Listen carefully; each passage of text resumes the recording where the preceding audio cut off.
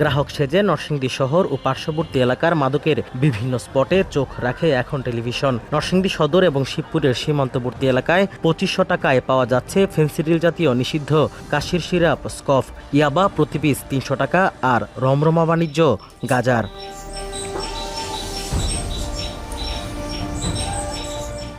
স্থানীয়দের অভিযোগ, বিদেশি মদ সহ প্রচলিত প্রায় সকল প্রকার মাদক কেনাবেচার অন্তত 50টি স্পট রয়েছে নরসিংদী শহরে। জেলা জুড়ে এর সংখ্যা অন্তত 10 গুণ বেশি। সবচেয়ে বেশি চাহিদা ইয়াবার। এই মাদকেই বেশি ঝুঁকছে কিশোররা।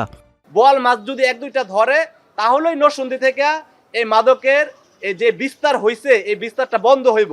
50 থেকে 60 জন ব্যাপারী আছে নরসিংদী শহর, তারা নষ্ট করে দিতেছে রাতের আধারে, দিনে হুমানে বড়ি বেচতেছে। কোনো লিখিত অভিযোগ পাওয়া যায় বা কোনো সুনির্দিষ্ট তথ্য প্রমাণ সহ পাওয়া যায় তাহলে আমরা নিঃসন্দেহে সেটাকে অবশ্যই অ্যাড্রেস করে আমরা ঊর্ধ্বতন কর্তৃপক্ষের নিকট ব্যবস্থা নেওয়ার জন্য পাঠাবো।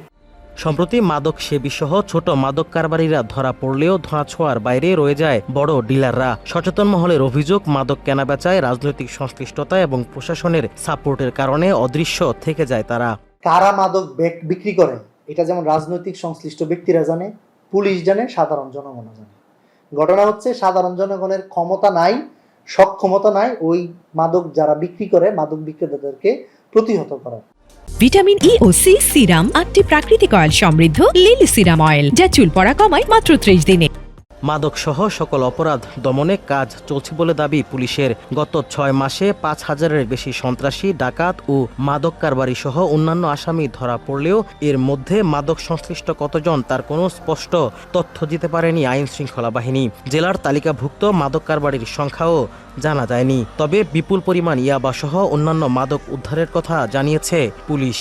যারা পরিবহন করছে, ক্যারি করছে তারাই ধরা পড়ছে, কিংবা ছোট যারা তারাই ধরা পড়ছে, এরকম না বিষয়টা। যারা বড় আছে, পৃষ্ঠপোষক আছে, তাদেরকেও আমরা আইনের আওতায় নিয়ে আসছি এবং এটা তো অব্যাহত একটা প্রক্রিয়া, সেই প্রক্রিয়া চলমান আছে। আমরা অচিরেই আরও দ্রুত দৃশ্যমান রেজাল্ট দেখাতে পারব।